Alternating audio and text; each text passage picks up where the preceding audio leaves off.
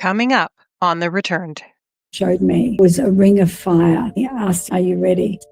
My father standing in this ring of fire and dissolving. And then my mother, and then my brother, and then my sister, and then my daughter, and then my son. Anyone the one that I have loved in this life, just dissolving in this ring. I just bawled my eyes. I can't do this. I'm not ready. And the voice said, Hi, and welcome to The Returned.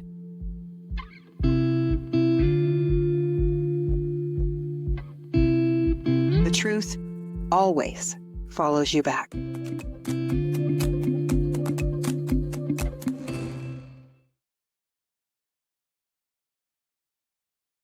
Hi, and welcome to The Returned, a place where we share near-death stories, out-of-body experiences, spiritual awakenings, signs from spirit, and the journeys of healers and lightworkers from around the world. Today, we sit with Josie Thomson, cancer survivor, multi-award winning coach, international speaker and presenter, resilience, change, and mindset expert, author, and an NDE survivor. Josie, welcome to The Returned. Hi, MJ. It's good to be here. Thank you. Before we get into the heart of the conversation, I'd love to ground ourselves in who you were before the experience, what your life was like at the time. And I'm also curious if religion or spirituality played a role at all in your upbringing or life then. Okay. So at the time, I was 24 years old. I was working full time in a finance department for a multinational mining company. I taught aerobics part time. I was super fit, super healthy, never drank, never smoked. Religion was a feature of my upbringing. I was raised Roman Catholic. And at that time, I'd never heard of an NDE. And at that time, you rarely heard the word cancer. If you did hear it, it was an automatic death sentence. And at this stage, we did not know that it was stage 3 malignant cancer because given my demographics, the doctor said, let's not worry about doing a biopsy. Let's just get this tumor out. So we removed the right lobe of my thyroid. However, once they'd done some diagnostics on what was removed, they realized that it was malignant stage 3 cancer. So we had to move swiftly. Fortunately, because of the gap in time, I had lost a lot of blood and it had spread to my lungs and my sternum. So I had the second surgery, and that's when the fun began. Can you take us into that moment and the Yeah. moment you realized you were no longer? So after the first surgery, I had lost a lot of blood and I was in intensive care. And that was my first experience with a near-death experience. I was aware that my physical body was totally unconscious. I could see with the all-seeing eyes that the vitals on the screen were completely flat. There was an aspect of my awareness that was floating up at the ceiling, looking down at my physical body in the bed. So I had full awareness that an aspect of me was here and an aspect of me was here at the same time. But it was really quite surreal. It was very serene. It was very calm. Everything just felt white. I was just floating here, observing. There was no emotion. There was no reaction. It was just this pure witnessing of what was going on. I saw the line on the screen, so I knew that the physical body was gone. But then I saw 2 nurses running in, attempting to revive the body. And whilst I was watching this scene unfold, this big male booming voice spoke to me and said, "It's not your time yet." And so with that, I was immediately placed straight back into my body. And then I had the second surgery. And the same scenario, I was in intensive care,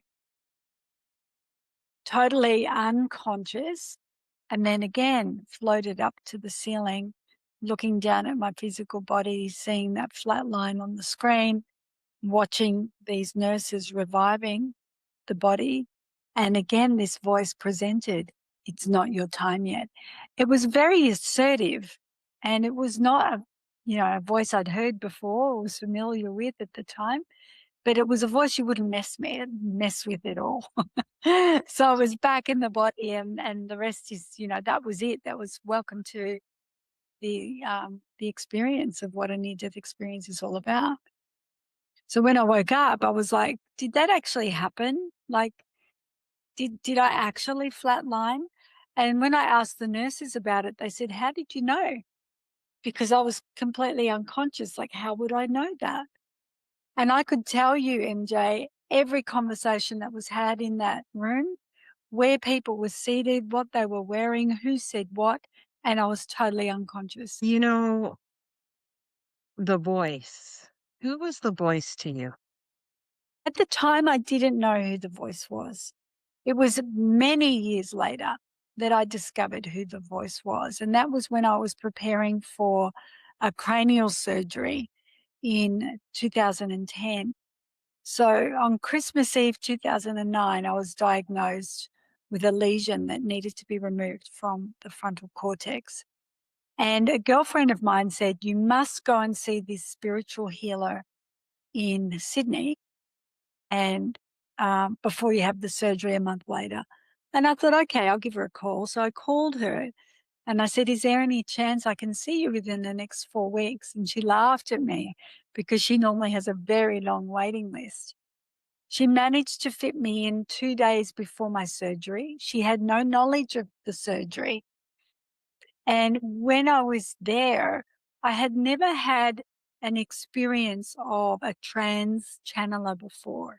So where a person channels, another entity through their body. And she explained it to me. She said, at any point in time, if you want me to stop, you say stop. There's nothing to fear. I'm still in the room witnessing. And I said, okay. So she did this thing with her neck, and then all of a sudden this male Asian voice came out of her mouth. And I was like, this is odd.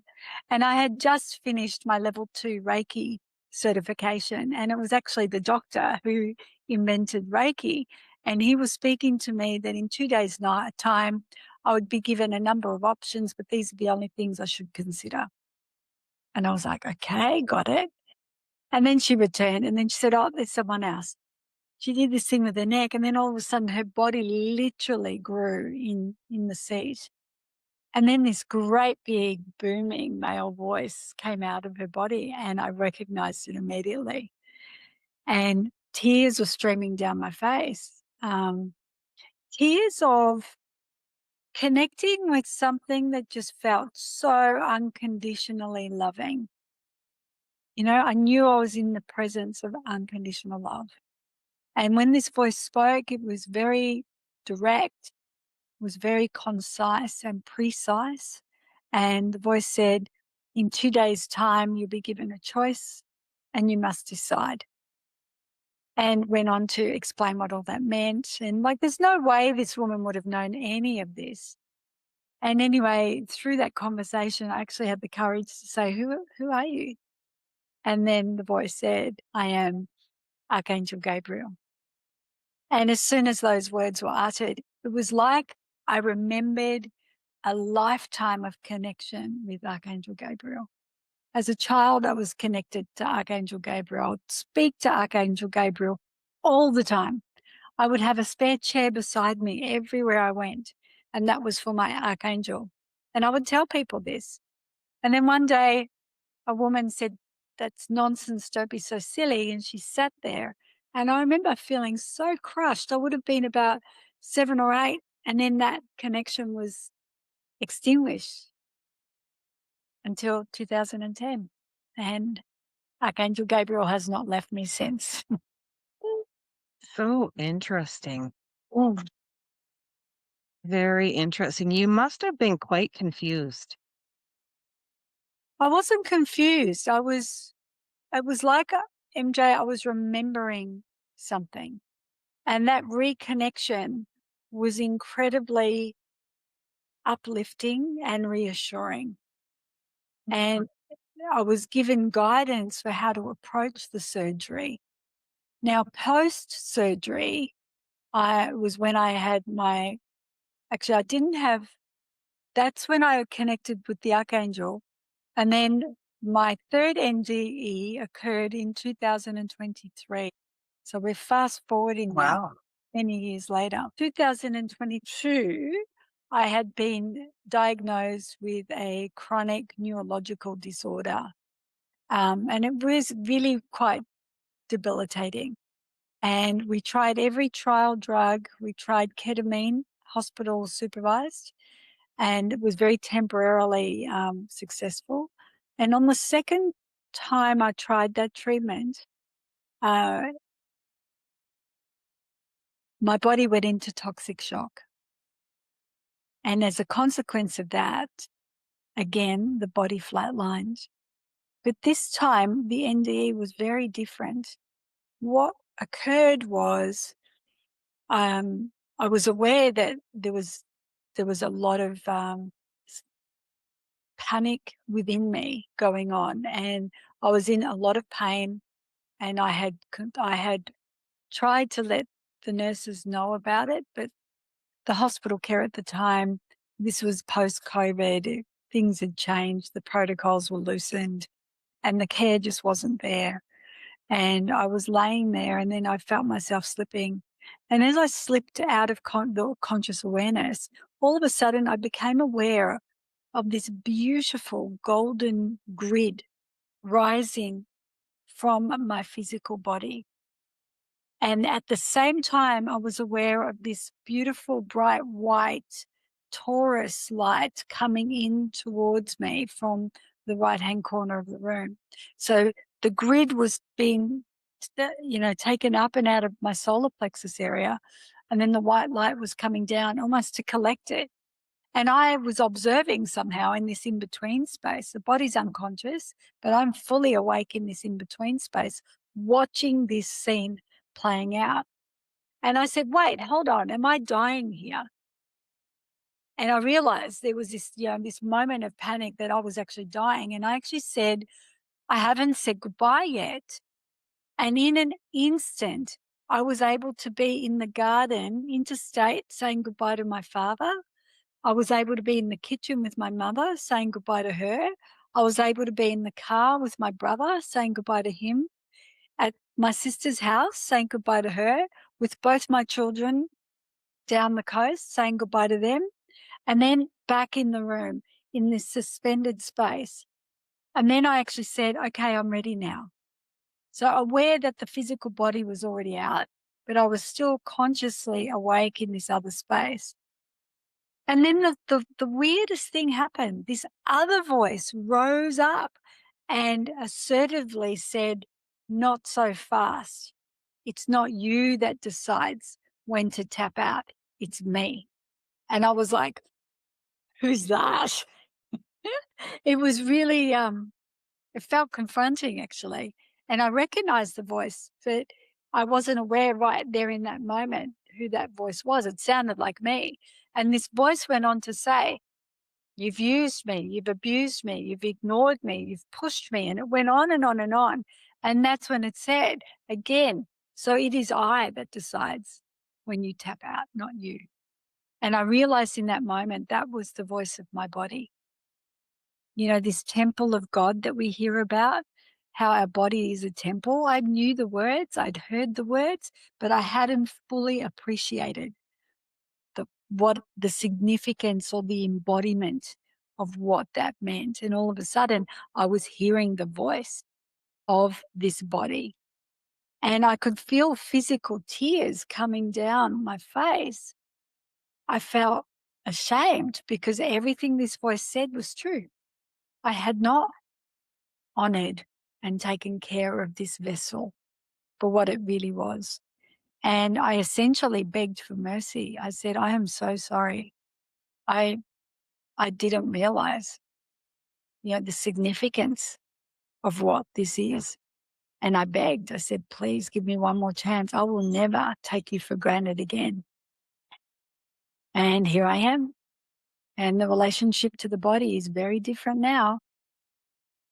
Sure it is. That is very profound.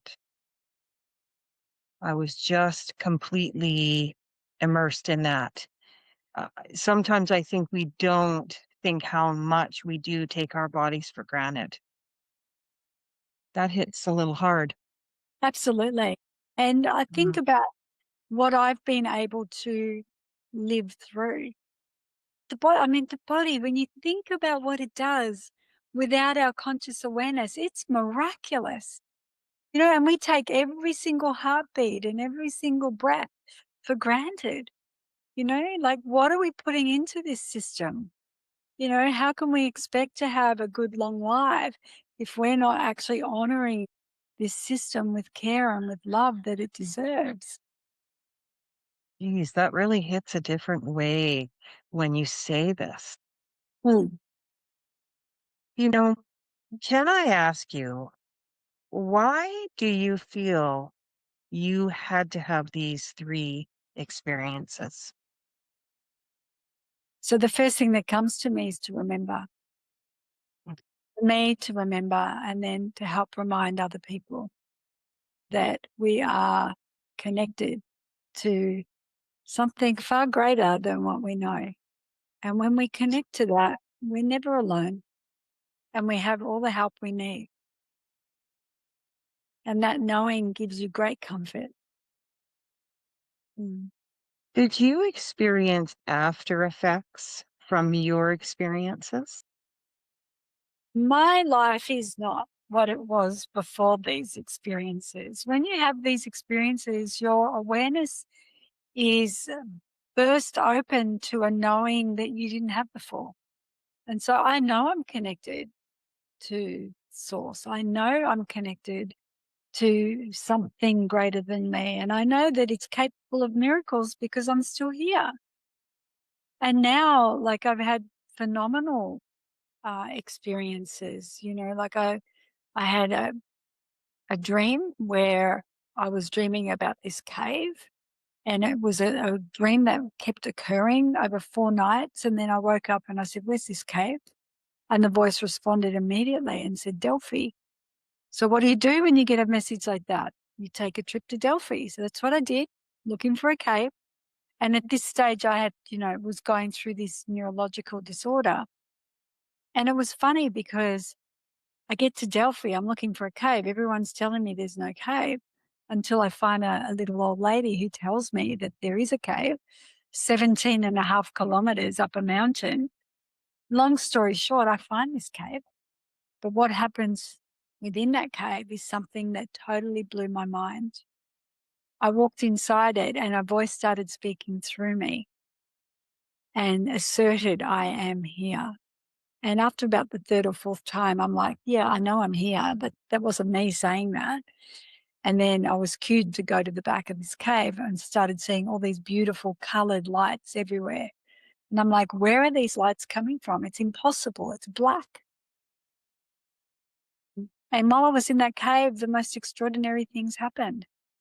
This voice started talking to me. It asked for, I had offered a little gift, which I had in my backpack, to its little, amethyst. This voice said, I want the green heart. And I was like, what? And again, it said, I want the green heart. And in my backpack, I actually had a big green opal crystal that I used for meditation. And I'm like, no, you can't have that. That's my meditation crystal. And it asserted, I want the green heart. So I took my phone, got the torch, held this crystal in my hand, and I'm like, why is this so difficult? Why is it that I can't just surrender this crystal that has significance to me? And then I just said, okay, you can have it. I went to put it down and my arm was directed further down the cave. I was following my arm. It was almost like someone had grabbed my hand and was taking me further down. And I'm like, well, this is weird. And then before I could set it down, it was taken out of my hand. And now I was scared the crystal went down into a crevice that even if I wanted to get it back, MJ, I could not reach it. So I sat down, my heart was beating out of my chest, and I said out loud, I'm scared. And then this voice said, there's no need to fear, we are here. And I'm like, you know what? I don't want to know who you are. I just don't want to be scared right now. And I literally put my hand on my chest, calm myself down. And then for some reason, my hands landed face up on my knees. And then every cell in my body went pins and needles times 1,000. And I didn't understand what was happening, but I knew I couldn't move. So I sat there and breathed and I said, I'm just going to say thank you because then I won't get scared. So whatever was going on, I was just trying to stay calm and allowing it to just pass through. And then after about 15 minutes, it stopped. And I said, what was all that about? And this voice kept talking to me. It said, now your real work begins. I said, what does that mean? And the voice said, you now carry the light of the heart of all there is. And wherever you're called to go, you must go. And there was a lot more to that conversation, but it just blew my mind. And that's what I do now. Wherever I get called to go, and it is a very strong, clear calling, I go. So my next assignment was to return to the cave with a circle of 8 last year, which I did. And I thought, great, mission complete. I don't need to go back. But just before I left, the voice called again and said, you are to return next year with a circle of 12. So there's something pretty special going to happen this year. So I'm going back this year with a circle of 12. And then I went to New Zealand for an assignment in November. And I'm about to leave next weekend to Egypt. I have to be at the foot of the lion on Easter Sunday. Oh, wow. You gave me goosebumps. Wow. Who was this voice? Who is this? So Do you know? in the cave, I had Archangel Michael and Archangel Gabriel. They were both in there. And then when I went last year with the group of 8, Metatron was in there. And I didn't even know who Metatron was. Extraordinary. Yeah, every one of the 8, it was interesting because knowing I had to take this group, I said, well, what do you want me to do? And it was clear I had to teach, and I was teaching the universal laws. And there's a whole curriculum that we go through before we even visit the cave, because people really need to be open and receptive and knowing that they are connected to something more than the physical. And so there's a fair bit of work that we do before we even go to that first visit. And then there's integration, a little bit more theory, and then we go for a second visit, and that just takes you to another level. And so it's really fascinating that I had to let go of what I wanted for people to experience there because of my own experience. And I needed to allow people to have the experience that was meant and designed for them. And every single one of those 8 had life-changing experiences. And it just, there are places like that all around. And it's like, and the reflection I have, it was like, did she hear the call? Yes, she did. Did she answer the call? Yes, she did. Did she surrender the heart? Yes, she did. Here you go. There's your initiation.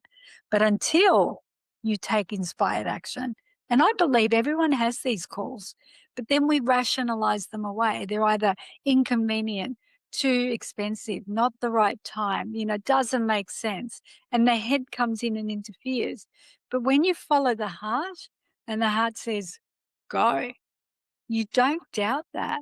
And that's what happened to me. And each one of those 8 that came last year, they felt the pull of Delphi once they found out about it. And so, it's really important that, when I opened up for registrations for this year, that I have to carefully discern who applies as well. Because it's not a matter of, I can pay my money, I'm coming. It's actually, no, there has to be that spiritual quest there as well. And so that's where we're at so far. I've got 6 people coming. I've got 6 more spots. That's very interesting what you said there. Um, after my near-death experience, I started to hear the voices.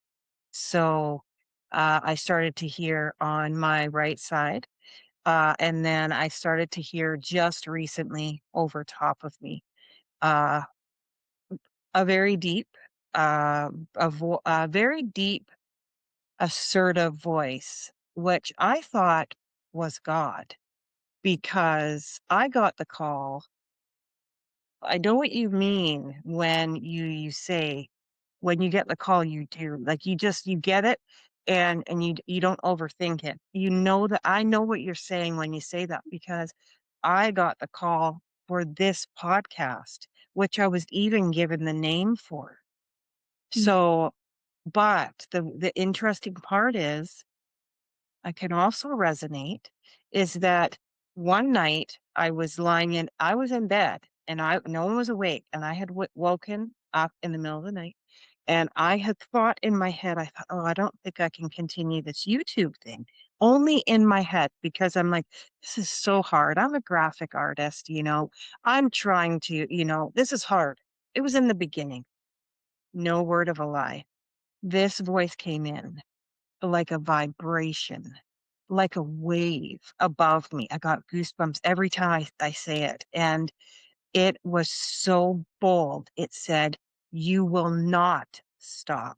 You will keep going. Yeah. And that's when I just pulled up my blankets and just kind of went, okay, like a little kid and just rolled over and thought, I think I'm just going to go to sleep now, you know, but at the same time, it was the first time I had learned something. My thoughts aren't my own. There's always someone listening too. Yeah.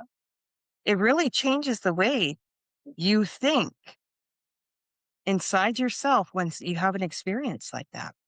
Yeah, absolutely. And there are two types of thoughts that go on in the mind. And one is a thought that contracts your energy field. Yeah. And that belongs to the small self, the ego. But then there's these other thoughts that expand you, expand your energy, expand your potential, expand the possibility. And then sometimes they're a bit scary, but they're kind of more exciting than scary. And you know that that's coming from the higher self. You're just an extraordinary woman, aren't you? Oh, I think, to even say that, MJ, you've touched it because you can't see that in anything else unless you have it within you. And I wrote a book a few years ago with a neuroscientist called Dr. Jeffrey Schwartz, and he's the leading neuroscientist on obsessive compulsive disorder. And then another man called Art Kleiner, and he's a very successful management consultant in New York. It took us 12 years to write, and it's all about that inner voice. And we had to be very careful about how we wrote it because it was written for the business leadership community. So how do you write it in a way that people aren't going to get scared or run away from this? It's very deeply embedded in neuroscience. And then it has practical scenarios and work cases where it's all been applied. It's called The Wise Advocate, the inner voice of strategic leadership. So for leaders, when they hear that little voice, it says, this is what you need to be doing right now. And they often don't stop to ask, where does that voice come from? And we're calling it in the book, instead of your higher self or God, we call it the wise advocate because it's a more accessible words for people to accept. It is the wise advocate, and it is the inner voice, not only of strategic leadership, but strategic leading and living. But this was specifically written for leadership. And that's done extraordinarily well. Like, I've been very surprised at how open this new wave of leaders are to really knowing and connecting with that voice in enhancing the way they navigate their worlds. The high road of thinking and the low road of thinking. So the low road is all about me, gain, gain, do. Whereas the high road is when you tap into that voice, and that voice sees way beyond this moment and knows what's the right thing to do in the long term. And when you connect into that, and we showed the science to that, it's, you don't turn back. I'm not going back anytime soon, so I think I'm stuck here for a while, you know. MJ, life happens, and there will be things that drop you, that you find yourself reacting. And, if something happens to someone you love, you can't help but attach, at least momentarily, to what's going on until you can step back and go, there's greater purpose to everything that's unfolding right now. And to know that, and to know that you have that ability to step into a bigger field of awareness that gives you greater knowing, that gives you greater capability and capacity to navigate whatever comes up in the world, and to know that you're okay no matter what it is. It's very reassuring. You know this. Yes, I do all too well. My mother just passed away 2 months ago, and I was with her during that transition. And remarkable things happened during that time. Um, it, it was interesting, and I really feel I can honestly say that I didn't collapse in it, and boy, I wanted to, but I something was holding me up, and something was saying, "Hey, you need to be here for this." And that's how I was looking at it. And I started looking at instead of someone sitting in front of me that I love dying, I started looking at it as if as a life lived, as a journey coming to an end, as a different point of view. I could have sat there and begged, Mm. please, mom, please, don't get me wrong. I wish she was here Yeah. because it's hard, obviously. But I also know what was going on, and something was there with me, and I knew I wasn't alone. It was unbelievable.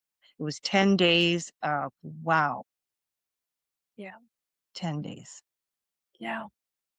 And I was held up and I got through, and I'm still here doing this and not collapsing in it Yeah. is what I said, not collapsing in it. And that's growth Yeah. and that's knowing, right? Yeah. And I think I went through something similar 4 years ago. And when you realize that you are not this body, that when the person that you see fading before your eyes may be leaving you in this dimension, but gets to go home, that was the only reframe that could sustain me when I lost my beloved Uncle Bob. And that was the only thing that allowed me to keep breathing, because I wanted to stop. I felt like my life force energy was dying with him, and I couldn't bear to live life without him here. And then the reframe came when it was like I couldn't bear to see him suffering any longer. And I knew that he was going home, and that one day I would get to be with him there again.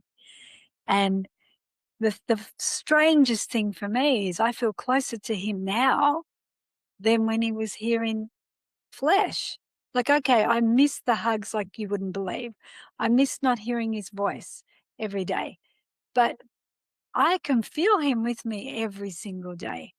Sometimes I have this weird smell of him near me, and I'm like, "Are you here? Are you letting me know you're here?" You know? And I believe he is, and so that has really helped me look at death. I find that hard. It's like the ending of one chapter and the beginning of another. It's like the death and resurrection happening at the same time. I see that in a new way now. It's Same, the same here. mm, hmm yeah. Although I'm hurting inside, Yeah. but I do believe that everything in this life is as it should be. Some of it that we see is not pleasant. Some of it that we see is very difficult to consume. But the idea is don't consume it. witness it and raise your own vibration. Don't Observe, don't absorb. right, observe, don't absorb. And then lift, and that creates a ripple. Yeah. Do you believe that we choose our own exit points, or that there is a divine timing that's maybe involved in that? Just because of what you said before, I was curious. I think it's both.